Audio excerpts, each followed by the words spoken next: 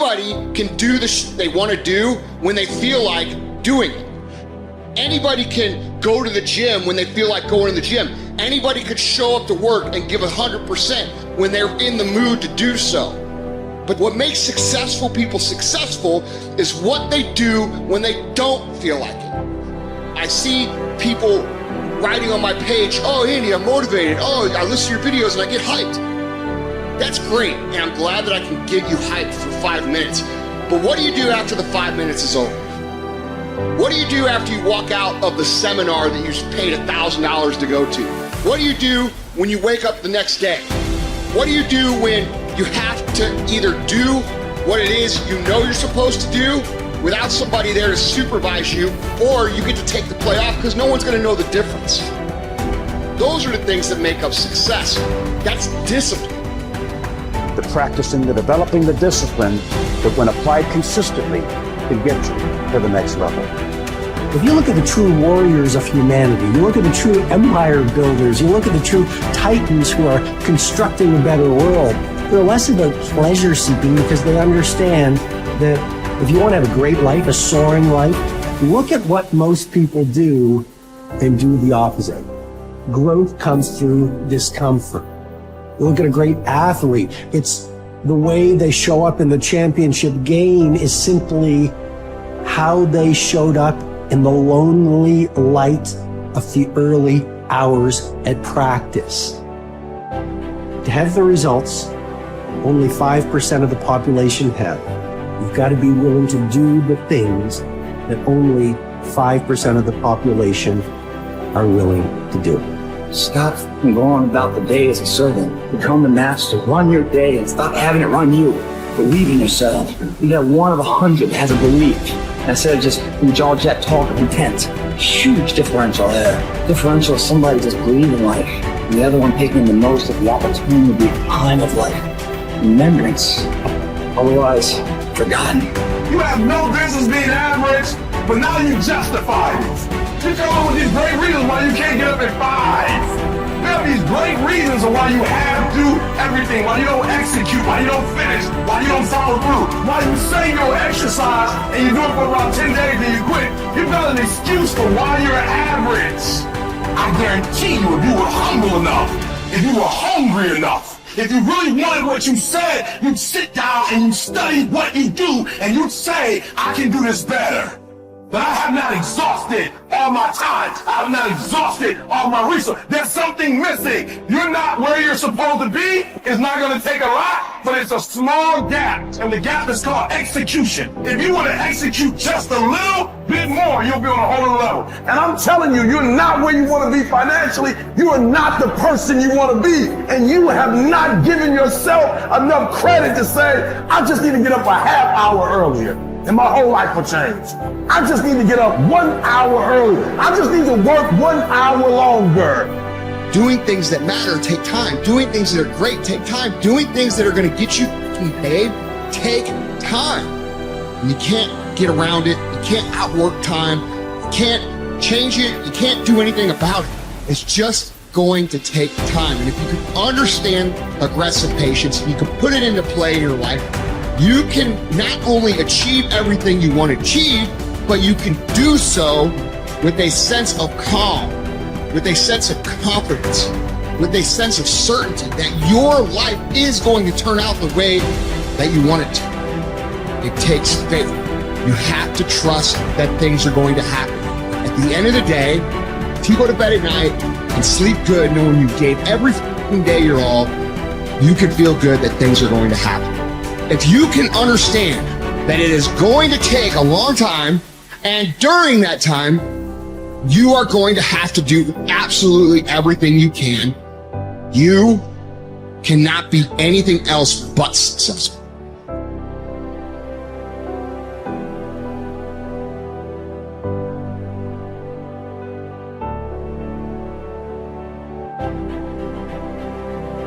You need structure, you need predictability, and you need more of it than you think, just to keep you sane. Now, if you're lucky, and maybe a bit odd, you can deviate 5% from the norm, or 10% from the norm, or something like that, carefully and cautiously, as long as the rest of you is all well ordered in a normative manner. You might be able to get away with that, and you might be able to sustain it across time, and people might be able to tolerate you if you do it, or maybe you'll get really lucky and you happen to be creative but reasonably well put together, and people will actually be happy that there's something idiosyncratic and unique about you. But even under those circumstances, mostly what you want is to have a routine that's disciplined, that's predictable, and bloody well stick to it. You're going to be way healthier and happier and saner if you do that. And then the other thing that you need, because this is one of the things the psychoanalysts got wrong, I think, is that they overestimated the degree to which sanity was a consequence of being properly structured internally, you know. Because from the psychoanalytic point of view, you're sort of an ego, and that ego is inside you. And of course, it rests on an unconscious structure. But the purpose of psychoanalysis is to sort out that unconscious structure and the ego on top of it, and to make you a fully functioning and autonomous individual. But there's a problem with that, because the reason that you're sane as a fully functional and autonomous human being isn't because you've organized your psyche, even though that's important. The reason that you're sane if you have a well-organized unconscious and ego is because other people can tolerate having you around for reasonably extensive periods of time and will cuff you across the back of the head every time you do something so stupid that people will dislike you permanently if you continue.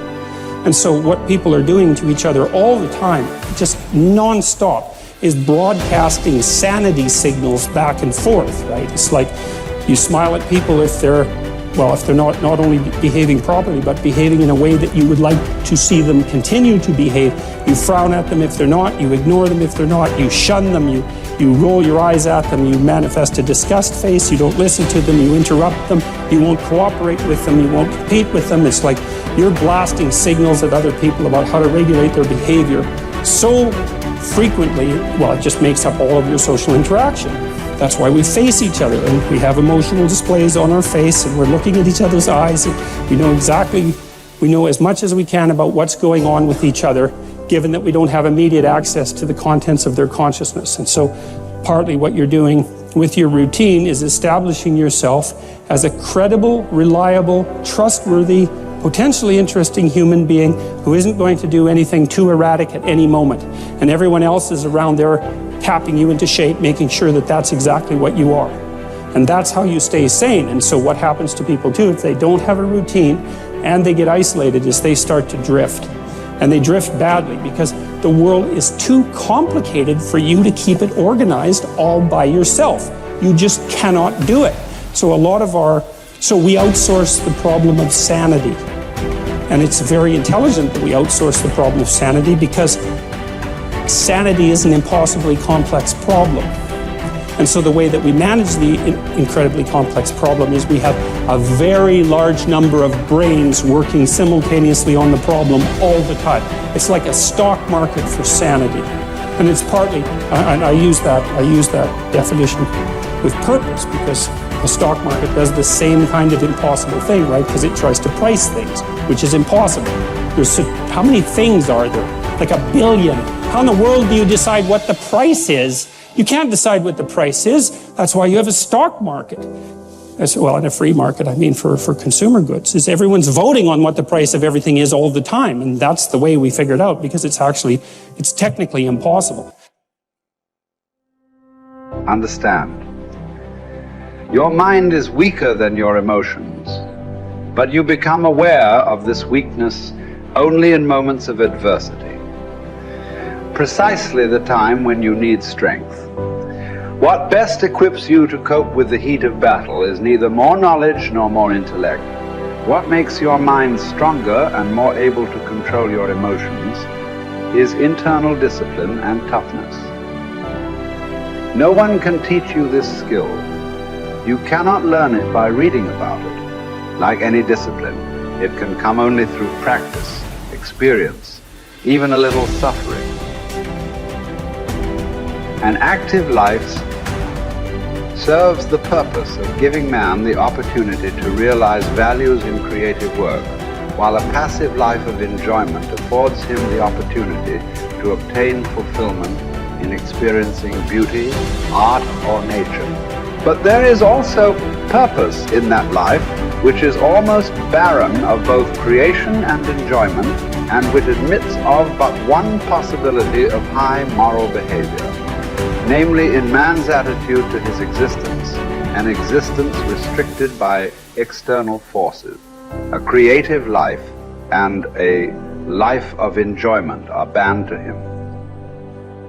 But not only creativeness and enjoyment are meaningful. If there is a meaning in life at all, then there must be a meaning in suffering. Suffering is an ineradicable part of life, even as fate and death. Without suffering and death, human life cannot be complete.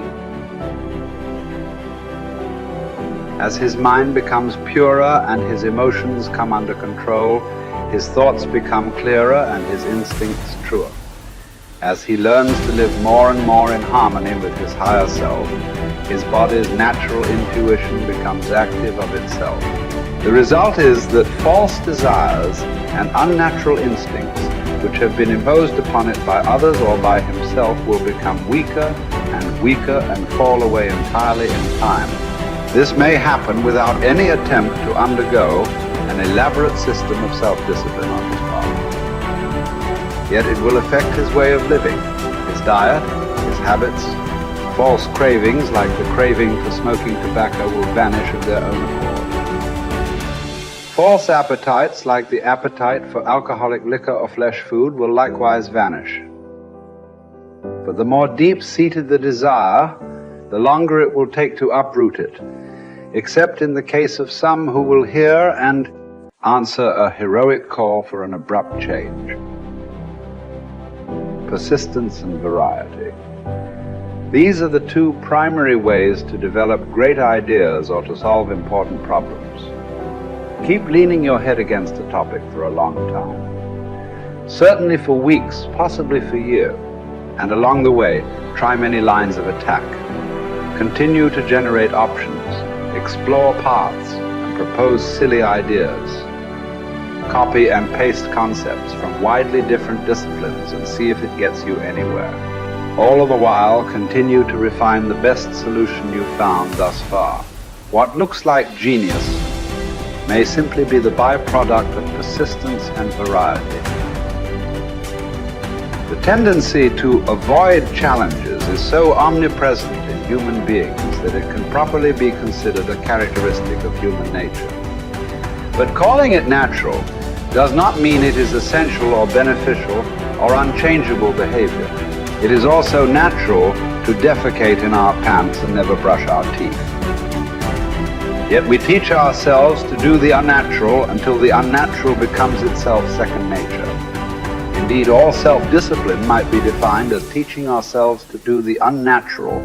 Another characteristic of human nature, perhaps the one that makes us most human, is our capacity to do the unnatural, to transcend and hence transform our own nature